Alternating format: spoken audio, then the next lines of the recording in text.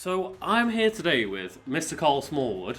Why are you introducing me like we're on the news? And we are at Big Wangers Incorporated headquarters. I like how you just skipped over that. Yeah, we're in Big Wangers HQ as per usual, and like, what am I doing here, Lucas? Other than opening this can right next to the microphone for that that ASMR for all the people at home. So we're just gonna have like a bit of a discussion about Pokemon, kind of like an informal review kind of thing. Of you've basically finished the game, and I have finished. I think my Switch is literally on sleep mode as I'm about to challenge the champion. Okay, yeah. So I'm about to enter that final battle right now. It's like, claim dominionship over all Pokemon in the world. Oh yeah.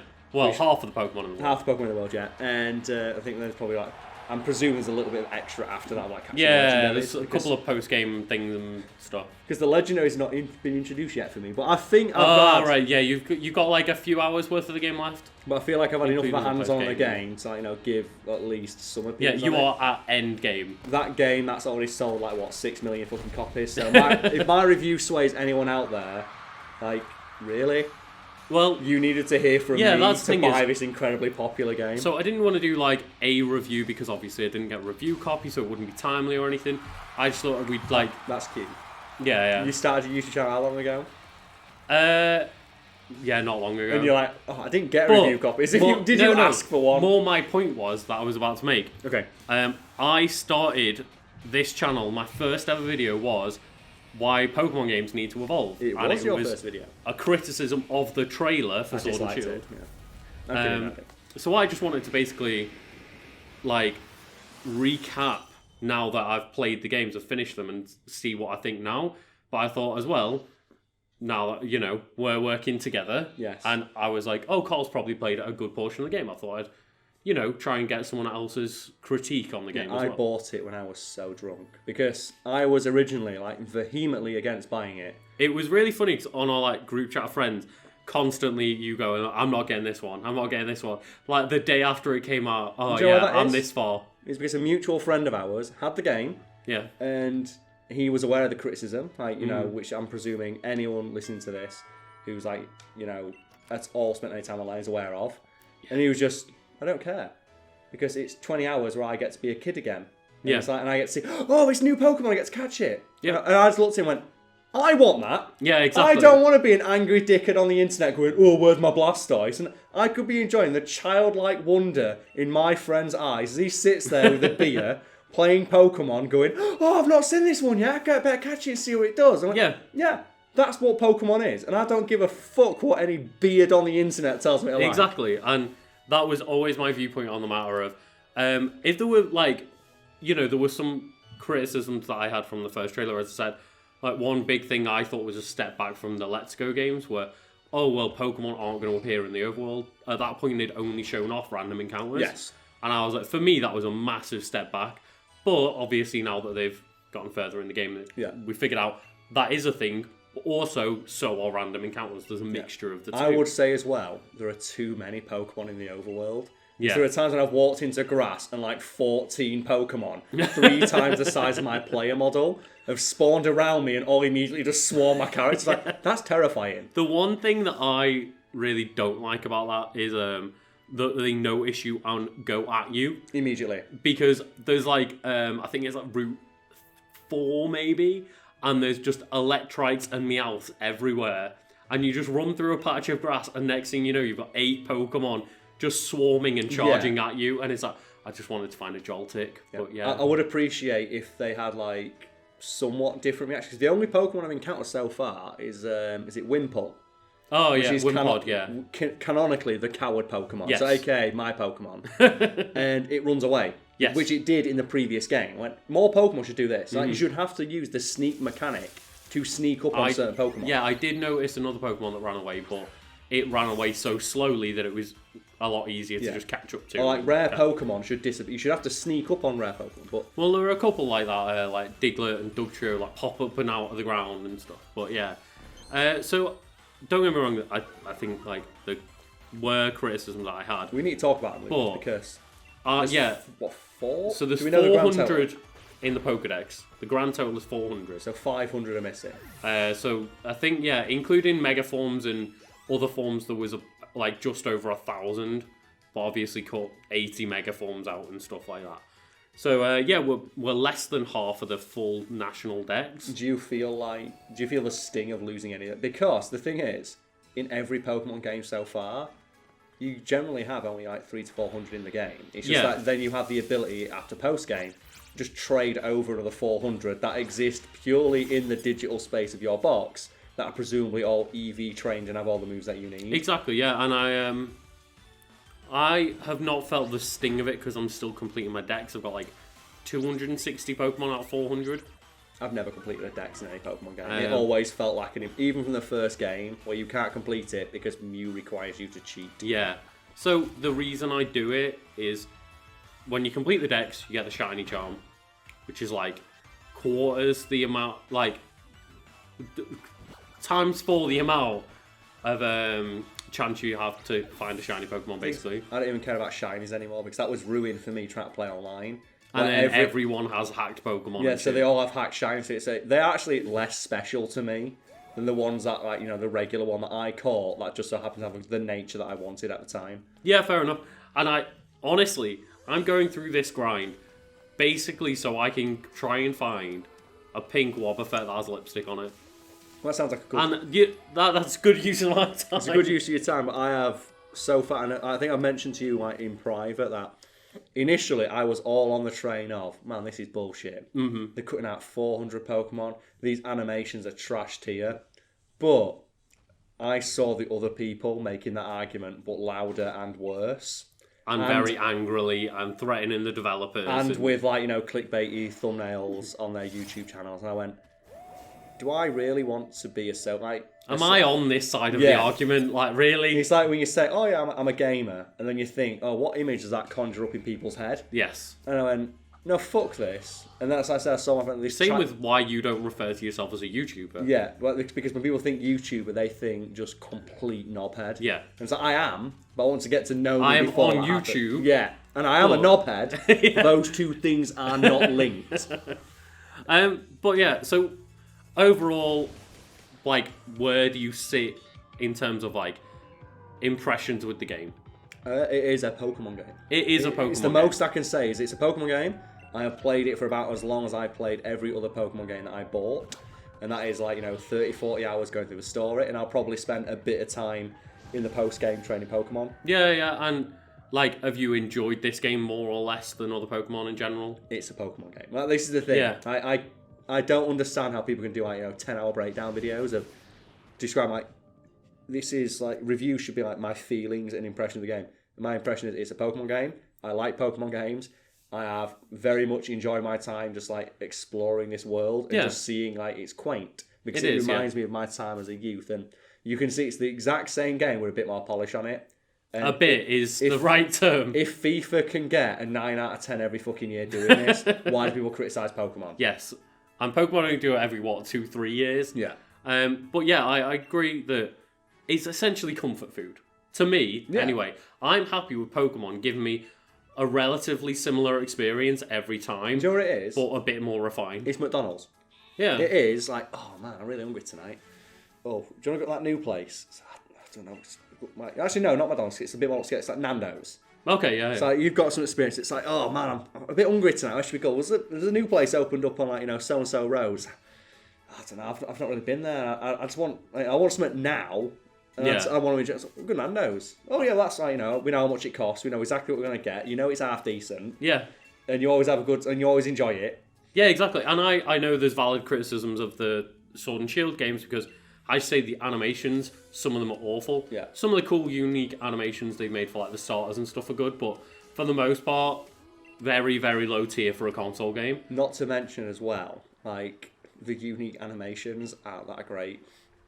No, some of them are good, but some of them aren't. I think a lot of the charm of the Pokemon comes from the camping mechanic. Yes, and you get to see the first time that I saw my Pokemon when I'm eating a curry, and you see it zooming on its face, and it makes a big smile.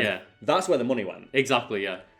Didn't go into the battle animation, but it went into the camping animations. Yeah. But I will say I do giggle every time I make my Wooloo use headbutt and it turns around and kicks him with its legs. But then again, you had that in the previous game. Where it's like when Bulbasaur uses tackle, it hits him with its whips. There's only 400 Pokemon, we have to acknowledge that there's 400 fucking Pokemon to animate.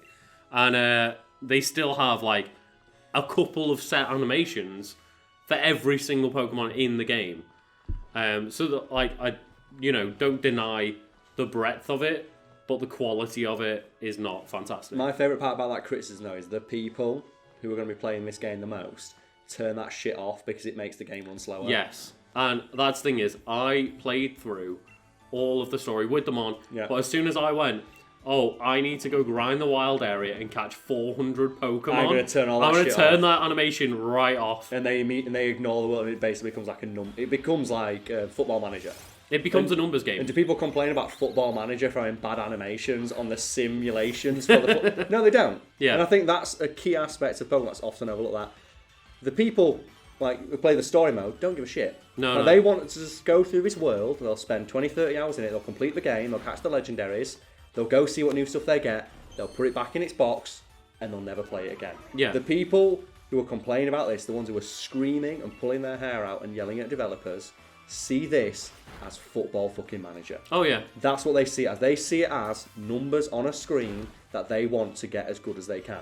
They do not give a fuck about any of this. No. All they care about is, do the numbers work? And they do.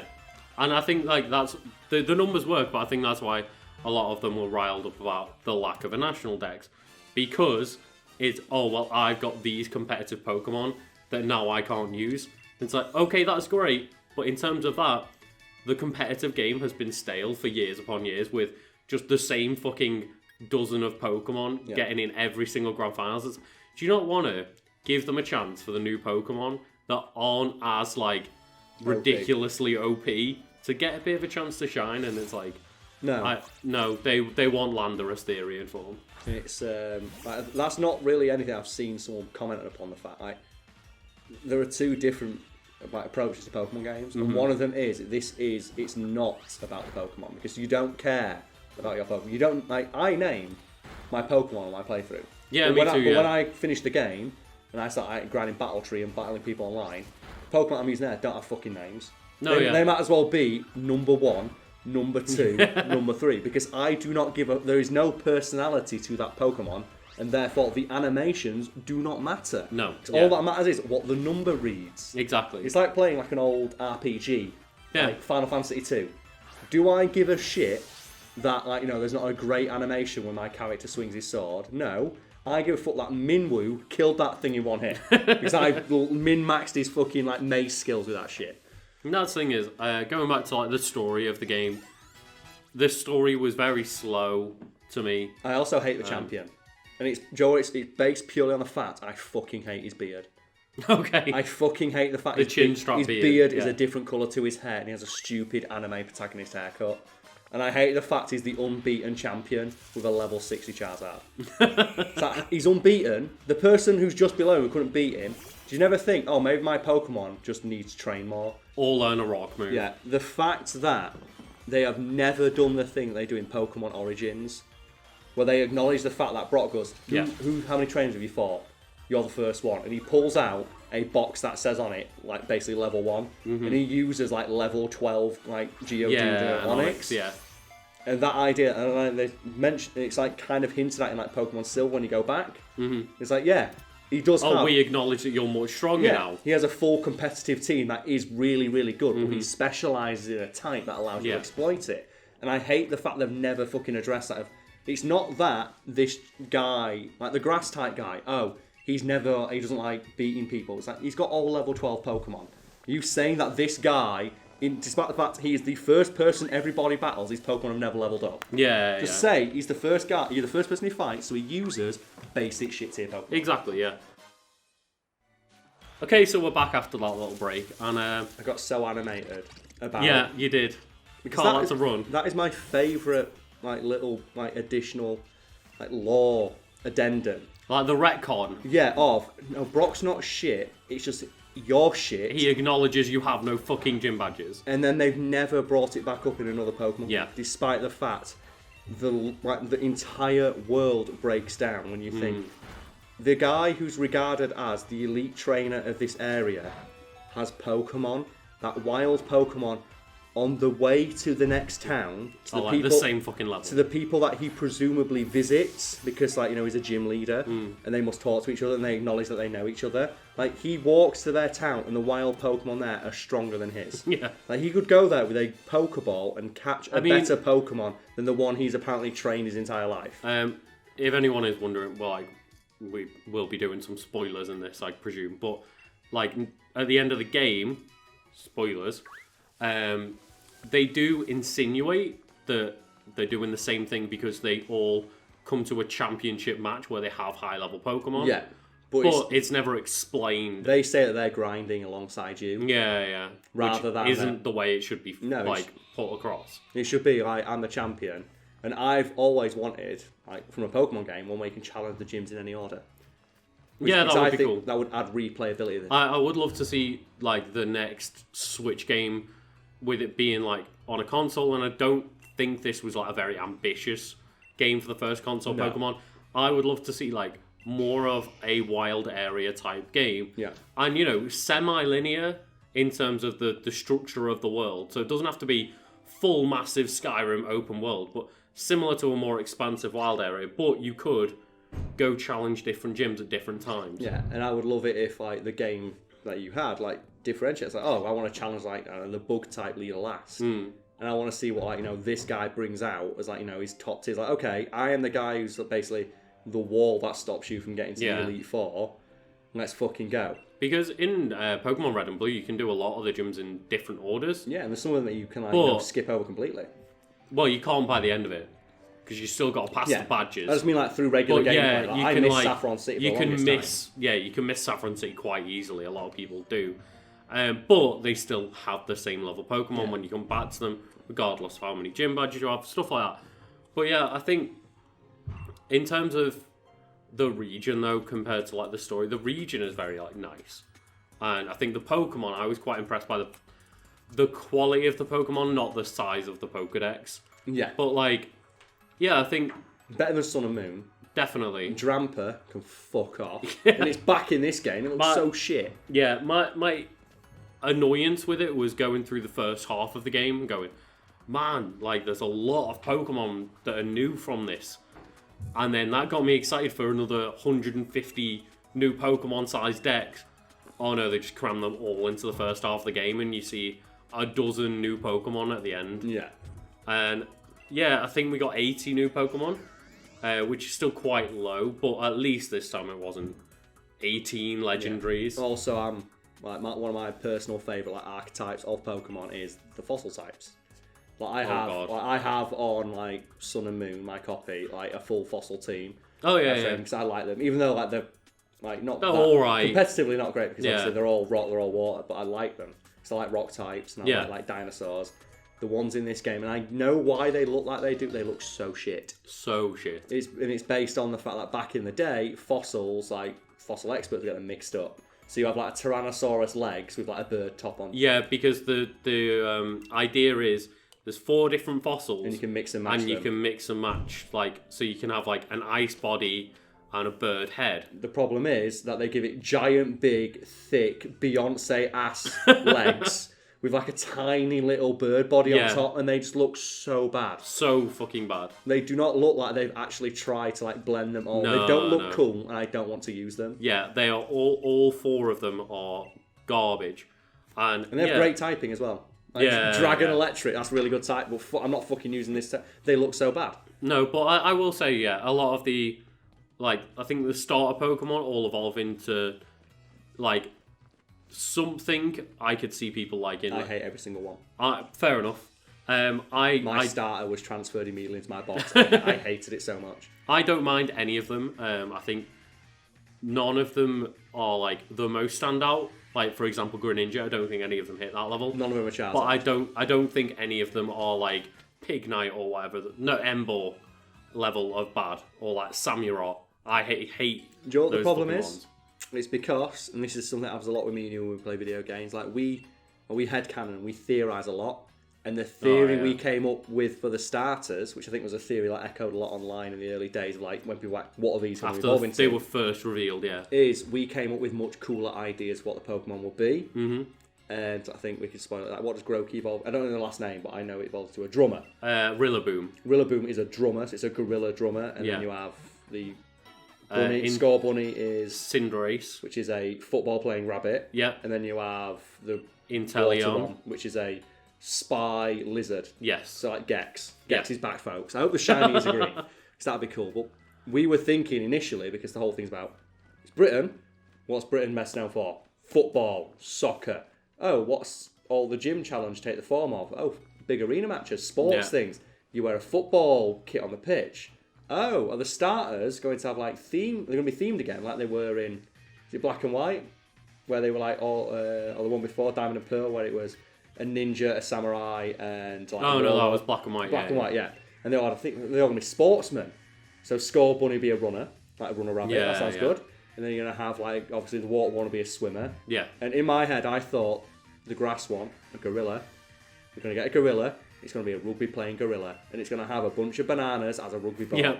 And in my head, that idea is so fucking cool. Mm-hmm. And I wanted a huge, big gorilla, and it turns into this dumb-looking thing with a fucking ruff round its head. It looks so dumb. So that's not a gorilla. It's a fucking orangutan. And there's already one of them in this game. Yeah. I don't mind them. As I said, like, none of them are that level of, like, Charizard Greninja mascot level. Yeah. But I don't personally dislike hate on any of them, But no, I think, we got a good boy in Yampa's little evolution. Yeah. Boltund. I did not like my starter. It went straight into the box, and I replaced it with my Nincada. I know that you're a fan of bug Pokemon. You're a fan of, like, the two main bugs that they introduced in this one? No. Good typing. You're not a fan of them? Bug Ice and then Bug Electric. I like the Bug Ice one.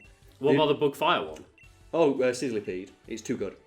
Center Scorch. Yeah, it's really good. Yeah. But I caught a really high level one, and it ended up like burning her for him, so I had to transfer it back. So I like to be under leveled for like boss battles, gym trains. It feels like a challenge. I do wish like Pokemon would add a harder difficulty setting. Of like, even if it was... Yeah, I always travel with 5 Pokemon. I never carry a full team. And the annoying thing for me, though, is that I can't help myself now, because obviously years of playing Pokemon in that way. I look up a Pokemon, I catch it, okay. Let's have a look at what its stats are. Oh, it's got good special attack. What the one I've got? Oh, it's nature, gives it bad special attack. Straight back to the box it goes. See, I don't do any of that. Until the post-game. Until the post-game. The way I play it is like... this game especially, I went in almost blind. I watched the first trailer, and as you know, like, avoided everything like the fucking plague. Saw a few leaked things, like I saw like the Weezing and the Galarian Ponyta. Really fucking pissed off. I got those spoiled for me. But yeah, I go through the game. I catch new Pokemon. Use only new Pokemon or new forms for my team. So like Galarian Ponyta was allowed. I nickname them all. Don't check their natures. I don't really check like the stats on the websites or anything until then I get to the battle tower post game and I go, oh, they're all trash. Let's replace them. That's all the problem, now. yeah. So what I did is instead is something similar, where I said I'll catch all the Pokemon I like, I think are cool, but if it's got a crap like nature, I'll go and I'll catch a better one. Okay, yeah. So when I get to the post game, when I finally get the opportunity, like EV train it again, at least I can use the one that carried me through the game and helped me. The problem is though now that I've looked at some of the hidden abilities. Yeah. I fucking hate hidden abilities because they are always infinitely more useful and or better in their utility. Like the one for Frostmoth, Ice Scales.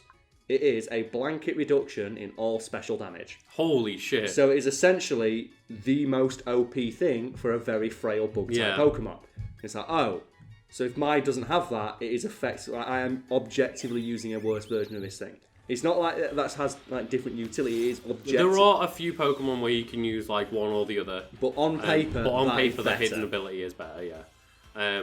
It's like it pisses me off. Cinderace has essentially Greninja's hidden ability from the last game. Protean. It has a different name, but it's whatever type is the attack it uses. It turns into that type, which is fucking so much better than Blaze's. Especially with a very fast Pokemon. Yeah. that can hit first. And that's why it frustrates me where it means that all these Pokemon that I've grown attached to throughout the game, as soon as I hit that post-game, I'm going to get rid of them. And again, well, that's the thing. Again, soccer manager mode where I no longer have an attachment. I do see, like, two completely separate games at that point. I see my fun, childlike experience of Pokemon. For the first 30 hours. And then, I say, the football manager mode kicks in. And I don't know why. That's never been a thing I've ever heard any other reviewer talk about. No. They never talk about that aspect of it, which is a really big aspect, and it's the part where people get the most, I would say, like, not the most enjoyment, but the most use out of the game. They're the people who play for like 500 hours. Most definitely, and I've been there. I logged about 600 on Pokemon X, and that's where a lot of my competitive. And it's weird how reviews don't seem to be tailored towards that crowd. It's like, no, they're like. But I guess reviews are more for a mass market of people to know, will I enjoy a game? It's fucking Pokemon. Who the hell give this thing a bad review in terms of that? It's like, of course it's going to sell. It's like, do you give Call of Duty a bad review? It doesn't matter, it's Call of Duty. At the end of the day, are they like a fun experience where you go around, catch cute fucking Pokemon, level them up, and, just enjoy an RPG for 30 hours, 40 hours? Yes, they are just a fun, enjoyable game.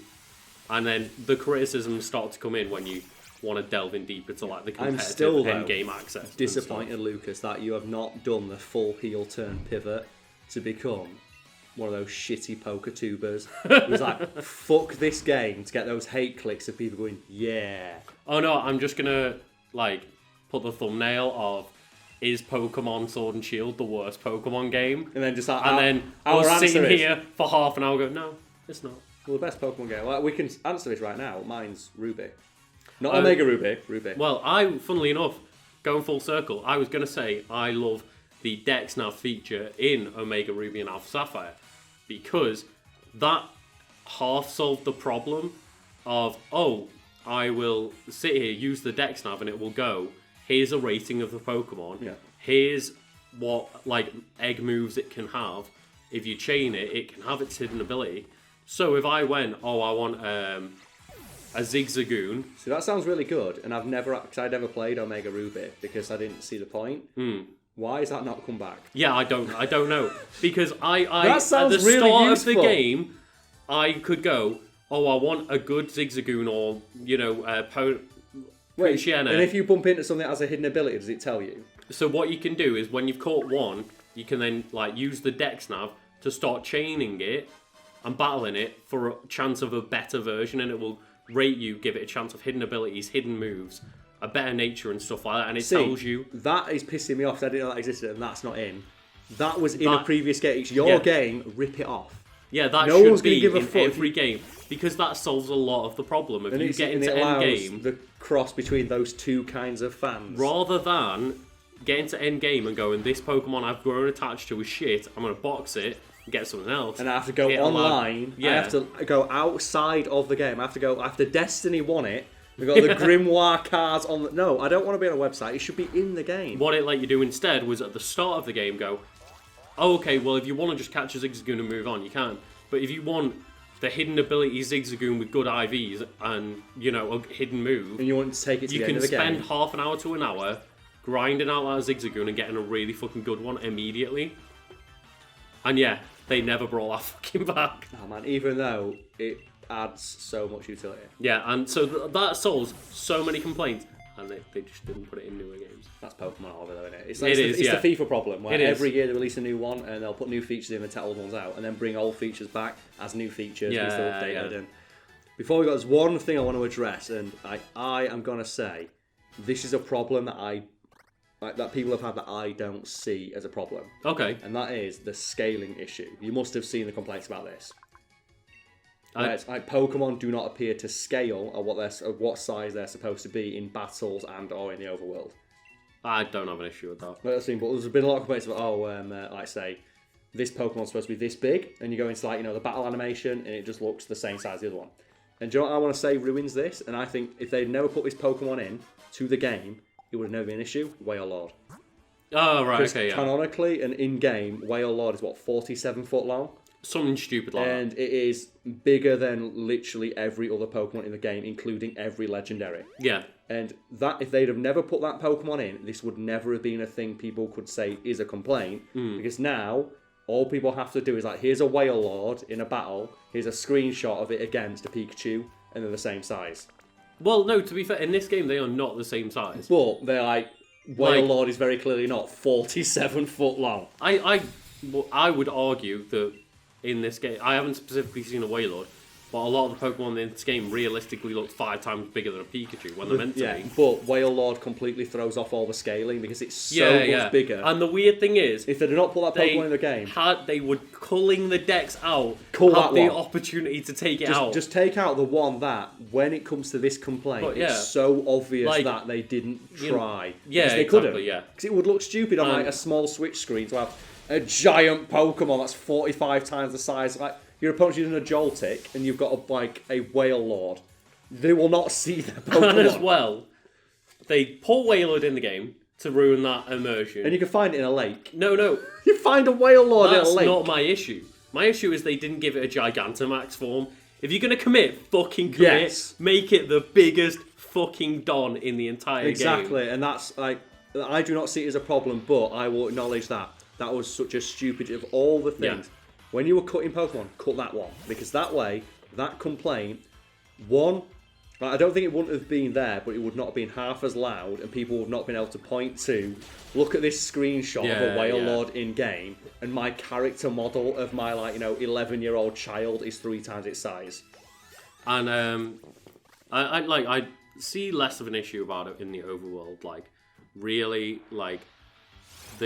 I think it's most Pokemon are generally human sized or slightly larger. That's why it's the only one where I don't get, why keep this in? Because Steelix is still 3 times bigger than you. It's not but that's why it's so baffles me. That one thing would have completely neutered that entire complaint and would have left people, the louder, angrier version of this video that exists online. You do have to question whether they knew that it would piss people off and left it in. Because, they also left in fucking Garbodor, the trash Pokemon, and gave it a unique giant form, just to be like, fuck you guys. Yeah, I think that was a knowing jab. Then again, I like the backstory behind that Pokemon of, it's the trash trio of Muck and Grimer are sea pollution. And air pollution. His coughing is air pollution, and then Garbodor is land pollution. Yeah. So it's the pollution trio. It's like, Captain Planet, the opposite. Let's do this Just weird that one was 4 gens later. Yeah, I do also as well like that Corsola is extinct now. Because of the dying coral reefs. It's like, knowing, climate change is fucking killing Corsola. Stop it, folks. Oh. But yeah, it's, all in all, I'm going to say the same thing. I think every reviewer has said that's not getting rage baiting hate clicks. And it's a solid 7 to 8 out of 10. I would give it a solid 8 out of 10. And it's a good Pokemon game, and it could be improved in areas, and it's really good in other areas. Yeah. And really, even though they've took steps, I'll end on this note of they've taken steps to take out the hand-holding, it's not enough. The game really needs to speed up. Do you know what they should do? They should just release a second version. Just a pro. Do you know they always do Sword and Shield? They're going to do a Sword and Shield 2, Pokemon Gun. They should just release at the same time alongside. Do you know what they do with Harry Potter? And they release the same game, the child's book cover, and the adult's book cover. They should release the exact same game, but just put the adult cover on it. Yeah. So adults playing it think that it's different. Mm-hmm. When obviously in there it's exactly the same game, but because you put this different cover on it, they'll think no, it's not doing that. Yeah, I could see that working. Don't change anything. Just put the cover and make it more aggressive. But man with gun on, put Call of Duty man on the front. Just like Pokemon trainer with back to the cover. Yeah, holding the Pokeball. With silhouetted, open the Pokeball. Yeah. And then people have been complaining for years. Oh man, it's not grown up enough. It's it's fucking Pokemon. It's a kid's game. I don't want it to be grown up. I just want an option for the start of the game and the post game to not bottleneck me into 2 hours of basically walking from point A to B on the screen, cutscene. Point A to B on a screen, cutscene. I do agree that there should be an option at the start of the game where you'd get asked straight up, is this your first Pokemon game? And you just do the Metal Gear Solid thing of like, this is my first Do you action want game. the VR training or not? They should just ask you that straight up. Yeah.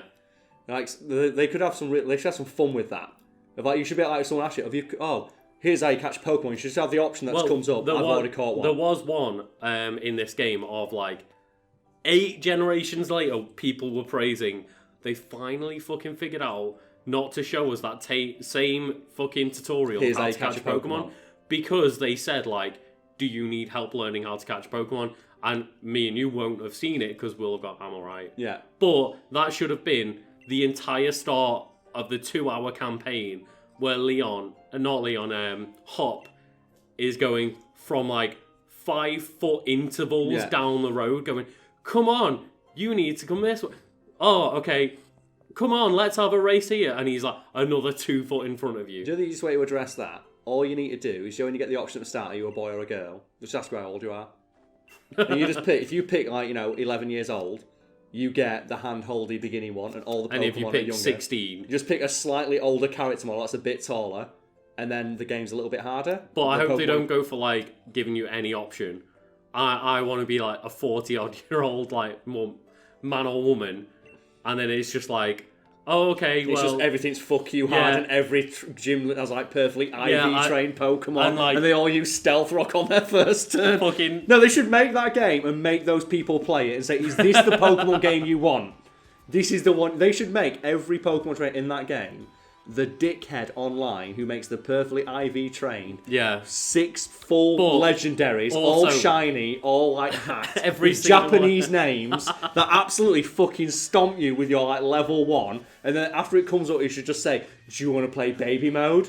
And you're not allowed to pick it. It should be like Undertale, where once you pick the bad option, you are never allowed to fucking forget that you've done that. And every time you try and play the easy baby mode, you should have that same trick. Well, you fucking pussy, you can't play real Pokemon. And I would love it as well as it did like the Battle Tree version, where six shiny legendaries, all with Japanese names. Well, no, I was gonna say that, but also.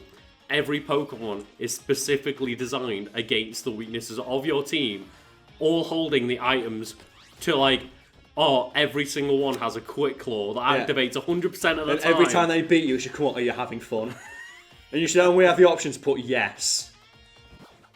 Because Nintendo games of you give the yes or no option, but whenever you click no, it goes, are you sure? Yeah, but it should do that so you put yes. I suppose. I would be behind wholeheartedly a hack of any of the Pokemon games that has that, where from the first bug catcher you encounter till Giovanni at the fucking end, every single one has 6 fully leveled, shiny Japanese named Pokemon for the area that they are in that use the most bullshit tactics imaginable to kick your ass. And then they should make every person who's complaining play that fucking game. So, is that fun? No, it's not. Is this what you wanted? This is why the games are like this, because they're for everybody, not just for you.